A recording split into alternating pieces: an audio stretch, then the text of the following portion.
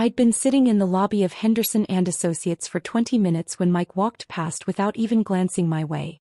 Our mother was beside him, her arm linked through his, both of them dressed in matching Navy power suits that screamed, executive decision makers.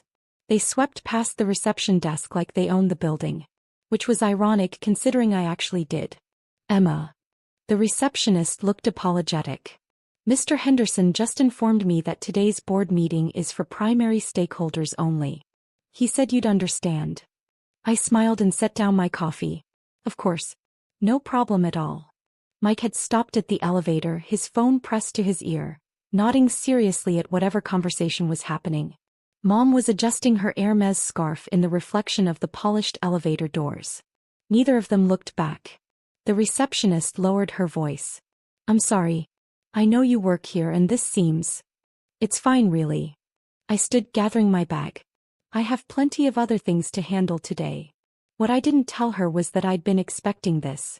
Mike had been escalating for months now, ever since he'd convinced himself that his MBA from Wharton and his 3 years as Chief Strategy Officer made him the actual leader of our family's commercial real estate company. The title was impressive. The reality was that he managed 2 strip malls and attended a lot of networking lunches.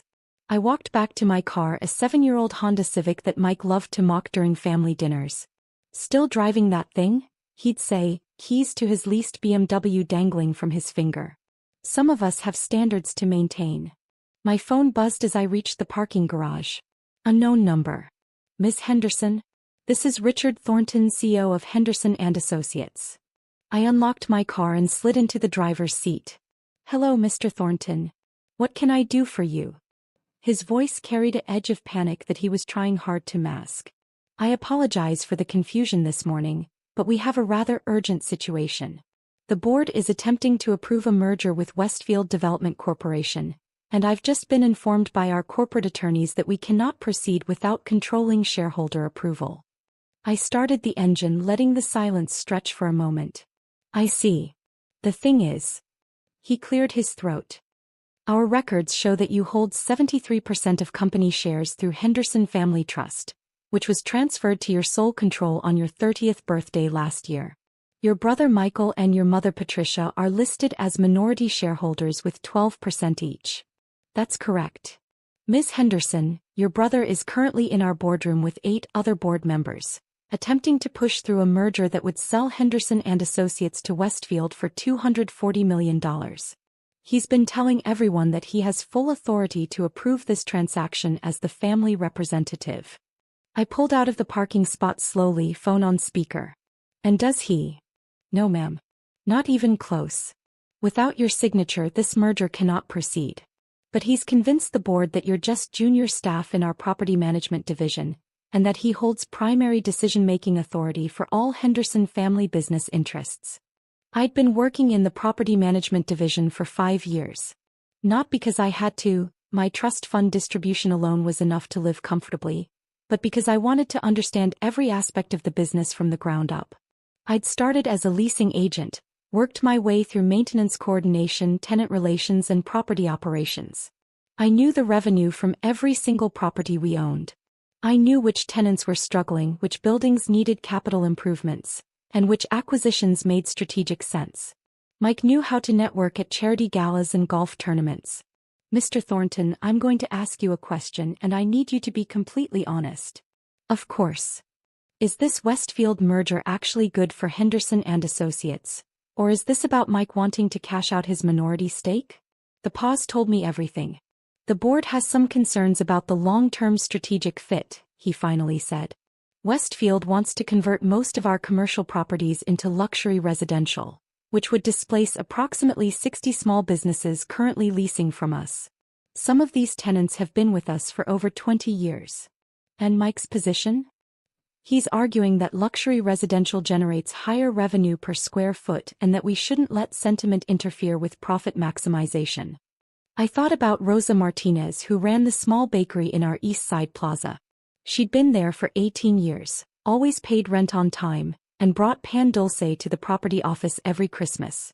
I thought about the bookstore, the family-owned restaurant, the martial arts studio where kids from the neighborhood trained for free twice a week. I'm curious, Mr. Thornton.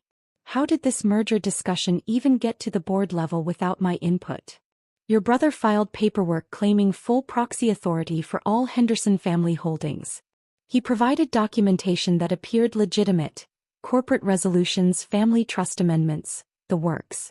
Our legal team is now discovering that most of these documents were either outdated or misrepresented his actual authority. Fraudulent, you mean? I'm not prepared to use that specific term without further legal review, but, yes, the implications are concerning. I merged onto the highway, heading not home but toward my attorney's office. What time does this board meeting end? They're planning to vote in approximately 2 hours. If the merger is approved by the board, they'll proceed to signing, and your brother has assured everyone that family approval is a formality that will be handled afterward. Meaning he was planning to forge my signature or simply claim I'd agreed verbally. Another pause. Ms. Henderson, I want to be very clear about something. I've been CEO of this company for 11 years. I knew your grandfather and I watched your father build this business before he passed. I have tremendous respect for the Henderson legacy. What's happening in that boardroom right now does not honor that legacy. Thank you for calling me, Mr. Thornton. What would you like me to do? I smiled even though he couldn't see it. Nothing yet. I'll handle this. I hung up and immediately dialed my attorney, James Crawford. He'd been managing my trust since my grandfather passed, and he'd been the one to quietly transfer controlling interest to me on my 30th birthday per my grandfather's explicit instructions in his will. Emma. What's wrong? I need you to meet me at Henderson and Associates in 1 hour with every piece of documentation proving my controlling interest in the company. Every share certificate, every trust document, every corporate filing. What happened? Mike's trying to sell the company without my knowledge or approval. James let out a low whistle. Your grandfather would lose his mind. That's putting it mildly. Can you also contact the board's corporate counsel? I want them to confirm to every board member present that no merger can proceed without my written consent. Consider it done. Emma, are you sure you want to do this publicly? Your brother is going to be humiliated. I thought about every family dinner where Mike had made jokes about my little apartment lease coordinator job. I thought about the Christmas when Mom had told me that not everyone is cut out for leadership roles, after I'd suggested we explore more tenant-friendly lease structures. I thought about Thanksgiving when Mike had brought his girlfriend and introduced me as the one who never really found her path. I'm sure. I sat in the parking garage for 45 minutes, reviewing documents on my tablet. The Henderson Family Trust had been established by my grandfather in 1987, when he first started acquiring commercial properties. By the time he died, the portfolio included 23 properties across the state, representing over 2 million square feet of commercial space and generating approximately $47 million in annual revenue. My father had grown the business even further before his heart attack 5 years ago. In his will, he'd been explicit. Controlling interest would pass to me on my 30th birthday, with the stipulation that I spend at least 5 years working in the business, at every level from the ground up. Mike had been 24 when Dad died. He'd immediately assumed he would inherit everything or at least equal control. What he didn't know was that Dad had watched him carefully during those years before his death. He'd seen Mike's focus on flashy networking instead of actual business fundamentals. He'd noticed the way Mike treated vendors and contractors, always demanding, never respectful. He'd witnessed the time Mike tried to evict a tenant 3 weeks before Christmas because they were 2 days late on rent, without bothering to learn that the owner's mother had just been hospitalized. Dad had pulled me aside about 6 months before he died. We were at one of the properties inspecting a roof repair. Your brother thinks leadership means making bold moves and commanding respect, he'd said. But real leadership is knowing every person who depends on your decisions. It's understanding that a business is more than numbers on a spreadsheet. It's lives and livelihoods. He'd made me promise to work my way through every department, to learn not just how the business operated but how it affected everyone who interacted with it. I'd kept that promise. My phone buzzed. James, in the lobby. Corporate counsel is with me. They look nervous. I got out of the car and walked to the elevator, my heart surprisingly calm. When people imagine confronting family members, they usually picture anger, raised voices, dramatic accusations. But I'd learned something from 5 years of handling difficult tenant situations. The quieter you remain, the more powerful your position becomes. The elevator doors opened on the executive floor. James was standing near reception with a thin man in wire-rimmed glasses who I recognized as Arthur Chin, the board's corporate counsel. Both men looked at me with a mixture of concern and something that might have been respect. "Ms. Henderson." Arthur extended his hand. "I've reviewed all documentation provided by Mr. Crawford. I want to apologize for the confusion regarding today's meeting. Your brother's representations to the board were inaccurate." "I understand. Is the board still meeting?" "They're in deliberations now. The vote is scheduled for—" He checked his watch. 12 minutes from now." "Then let's not waste time." We walked down the hallway toward the main conference room. Through the glass walls, I could see the board members seated around a massive oak table. Mike sat at the head, gesturing emphatically while making some point. Mom was beside him, nodding along. Neither of them had any idea what was about to happen. Arthur knocked once, then pushed open the door without waiting for response. "Pardon the interruption." Mike's head snapped up, his expression morphing from authority to irritation in seconds. "Arthur, we're in the middle of—" He stopped when he saw me. "What is Emma doing here?" "I thought we agreed this meeting was for decision-makers only." Richard Thornton, seated near the middle of the table, stood up. "Ms. Henderson, thank you for coming. Please take my seat." "That won't be necessary, Richard. This won't take long." I set my bag down on the credenza and looked around the room. I recognized most of the board members, longtime business associates of my grandfather and father, mixed with newer appointments Mike had pushed through over the last 2 years. Mike was staring at me with barely concealed anger. "Emma, this is completely inappropriate. We're about to vote on a major corporate transaction. The Westfield merger." "Yes, I'm aware." "Then you understand this is board business. If you need to discuss your work schedule or some tenant issue, we can handle that tomorrow." "I'm not here about my work schedule, Mike." James stepped forward, carrying a leather portfolio. "Mr. Henderson, members of the board, my name is James Crawford. I'm corporate counsel for the Henderson Family Trust and personal attorney to Ms. Emma Henderson. I'm here to clarify some significant misunderstandings regarding authority and approval for the proposed Westfield merger." Mom spoke up, her voice carrying that particular tone of forced patience she'd perfected over the years. "James, we appreciate your concern, but Michael has full proxy authority for family business interests. This is already documented." "No, Mrs. Henderson, he does not." James opened the portfolio, distributing packets to each board member. "What you're receiving is complete documentation of the Henderson Family Trust structure, including share distribution, voting rights, and approval authorities." I watched Mike's face as he opened his packet. The color drained slowly, like watching time-lapse footage of sunset. According to trust documents executed by the late Robert Henderson and upheld after the death of James Henderson Sr., controlling interest, specifically 73% of all shares in Henderson and Associates, transferred to Ms. Emma Henderson on her 30th birthday, which occurred 13 months ago. One of the board members, an older woman named Dorothy Mills who'd known my grandfather, looked up sharply. 73%? "Yes, ma'am. Michael Henderson holds 12%, Patricia Henderson holds 12%, and the remaining 3% is distributed among minor family members in educational trusts." Mike's hand was gripping the edge of the table. "This is ridiculous. I'm Chief Strategy Officer. I've been running this company's strategic initiatives for 3 years. You've been managing 2 properties and attending board meetings," I said quietly. "That's not the same thing as running the company. I have an MBA from Wharton. I've led our expansion into—" "You've led exactly 0 expansions, Mike. Every property acquisition in the last 3 years was researched and proposed by the property management team, analyzed by our financial department, and approved by Richard as CEO. You attended the closing signings and took credit in the press releases." The room had gone completely silent. Dorothy cleared her throat. "Emma, I have to ask, if you've held controlling interest for over a year, why are we only learning about this now?" "Because I've been honoring my father's wishes. He wanted me to learn this business from every angle before exercising any authority. I've spent 5 years working in property management, tenant relations, maintenance coordination, and operations. I know every property we own, every major tenant, every capital improvement project, and every financial metric that matters. Mike slammed his packet down on the table. This is insane. You're a glorified secretary in the leasing office.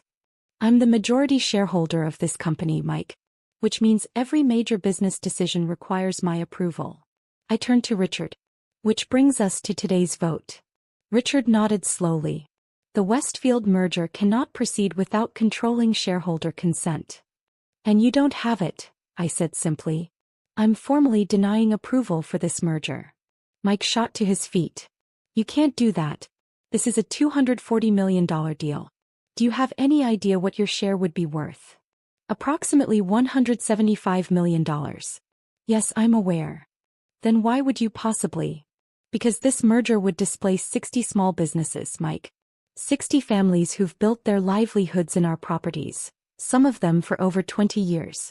Westfield's plan is to convert everything to luxury residential, maximize short-term profits, and destroy the community relationships that my grandfather and father spent decades building. Mom had found her voice again.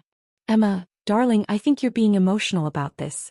Business requires difficult decisions. I'm not being emotional, Mom. I'm being strategic. Henderson and Associates has a 97% tenant retention rate, which is almost unheard of in commercial real estate. We have that rate because we treat tenants as partners, not revenue sources.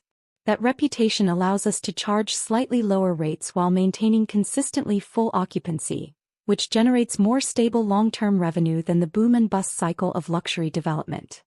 I pulled out my own tablet, pulling up a presentation I'd been building for months. I've been analyzing Westfield's business model.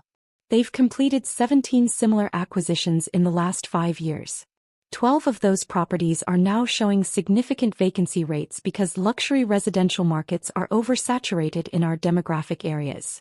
4 are in financial distress. 1 is facing bankruptcy proceedings. Arthur was leaning forward, studying the data I was displaying. How long have you been researching this? Since Mike first mentioned Westfield at a board meeting 4 months ago. I've reviewed every public filing, every financial statement, every market analysis available. This merger would generate a short-term windfall followed by long-term value destruction. Dorothy was nodding slowly, reading through the documents in front of her. Emma, this level of analysis is impressive.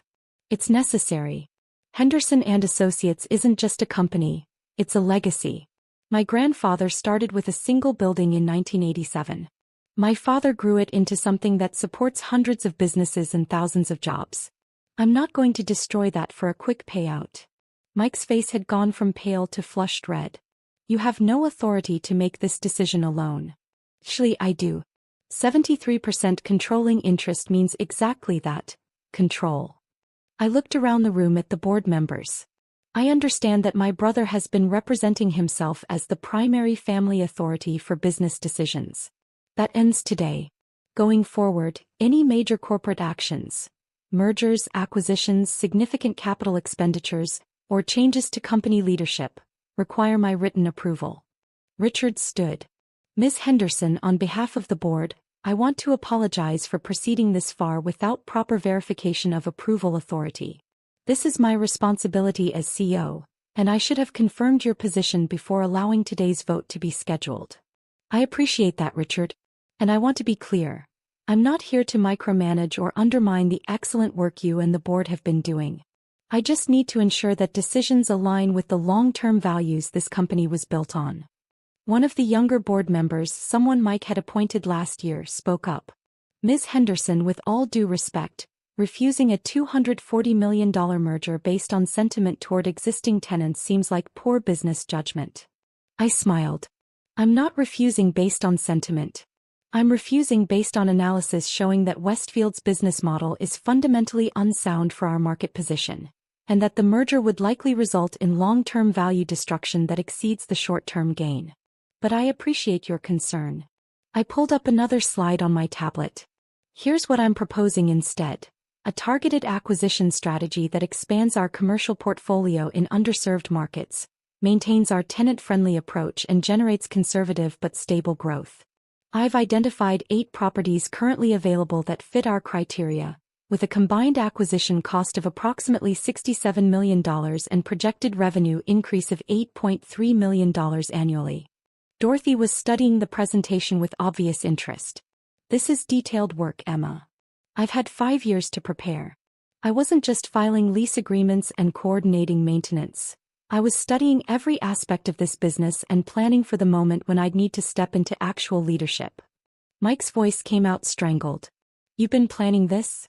To humiliate me in front of the entire board? No, Mike. I've been planning to honor our father's legacy and protect the company he built. The humiliation is your own creation. I closed my tablet and looked at him directly. You spent the last 5 years telling everyone I was just junior staff, too insignificant to involve in real decisions. You blocked me from meetings, dismissed my input, and made jokes about my career choices at every family gathering. All while I was learning this business at a level you've never bothered to understand. Mom reached for Mike's arm. Emma, your brother has worked very hard. Mike has networked very hard. There's a difference. I gathered my bag. Richard, I'd like to schedule a proper meeting next week to discuss the acquisition strategy in detail. Please include department heads from property management, finance, and operations. Of course, Ms. Henderson. And I think it's time we reconsider the Chief Strategy Officer position. If Mike wants to remain with the company, I'm sure we can find a role that matches his actual skills and contributions. Perhaps something in business development or tenant relations, where he can learn the fundamentals he's been skipping. Mike's chair scraped loudly as he stood. I'm not taking a demotion from my own sister. You're taking a reality check from the majority shareholder of this company, I said calmly. You have a choice, Mike.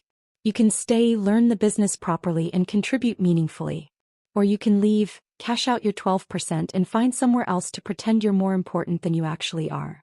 The silence in the room was absolute. Mike grabbed his jacket from the back of his chair and stormed toward the door. Mom followed, pausing only to look back at me with an expression I couldn't quite read, anger mixed with something that might have been shocked respect. After they left, Dorothy started laughing. It was a quiet sound at first, then grew stronger. Your grandfather would have loved this. James Sr. They both knew exactly what they were doing when they set up that trust structure. They did, I agreed. They just trusted me to be ready when the moment came. Richard cleared his throat. Ms. Henderson, I think I speak for everyone here when I say we're looking forward to working with you in your proper capacity as controlling shareholder. This company needs the kind of thoughtful leadership you've demonstrated today. Thank you, Richard. I headed toward the door, then paused. One more thing. I want to establish a tenant advisory board. Representatives from our major tenants who can provide input on property improvements, lease structures, and community needs.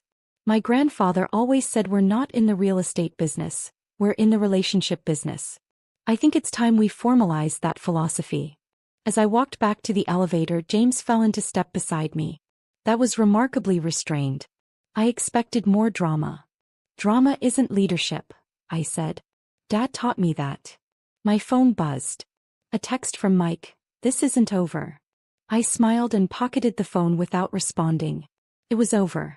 It had been over the moment my grandfather's will was executed, the moment my father's trust documents were finalized, the moment I'd spent 5 years learning every detail of a business Mike had treated as his personal achievement showcase. The elevator doors closed and I caught my reflection in the polished metal. I looked the same as I had this morning. Same simple blouse, same practical shoes, same face Mike had dismissed as junior staff. But everything had changed. By tomorrow morning, every employee would know. By tomorrow afternoon, every tenant would hear. And by tomorrow evening, Mike would be explaining to his networking contacts and golf buddies why his little sister was actually the person who'd been in control all along. I drove back to my apartment, the little place Mike loved to mock, which was actually a comfortable 2-bedroom I'd chosen because it was close to our East Side Plaza property and I liked being near the tenants I worked with daily. I'd have to consider moving eventually, I supposed. Controlling shareholders probably needed to maintain certain appearances. Then again, maybe not. Maybe that was exactly the kind of thinking that had led Mike to lease a BMW he couldn't actually afford and attend charity galas that did nothing for the business. My phone rang. Richard Thornton. Ms. Henderson, I wanted to follow up on something. Your brother submitted his resignation about 20 minutes ago. Very abrupt, very angry. I wanted to confirm how you'd like me to handle his departure. Accept the resignation, calculate the buyout value of his 12% stake according to our shareholder agreement, and have Arthur prepare the paperwork. Mike will be fine. 12% of this company is still worth approximately $35 million. He can find another company to pretend to run. Understood. And Emma? Yes. Your father would be incredibly proud. You honored his instructions perfectly, and you handled a very difficult situation with remarkable grace. After we hung up, I stood at my apartment window looking out at the city. Somewhere out there, Mike was probably calling every contact he had, trying to spin the situation into something that didn't make him look like he'd been operating under completely false assumptions for over a year. Somewhere out there, Mom was probably trying to process how her youngest daughter, the one she'd always described as sweet but not really business-minded, had just demonstrated more strategic thinking and business acumen in one meeting than Mike had shown in his entire career. And somewhere out there, Rosa Martinez was probably closing up her bakery, not knowing that the merger that would have displaced her had just been stopped by the nice girl from the leasing office, who always complimented her conscience. I smiled and turned away from the window. Tomorrow the real work would begin. Tonight I'd celebrate quietly, the same way I'd done everything else for the last 5 years, with patience, preparation, and the absolute certainty that I'd earned every bit of authority I now held. My grandfather had been right about something else too. He told me once years ago that real power doesn't announce itself. It doesn't need to be loud or flashy or constantly proven. Real power just is. And now finally everyone else knew it too.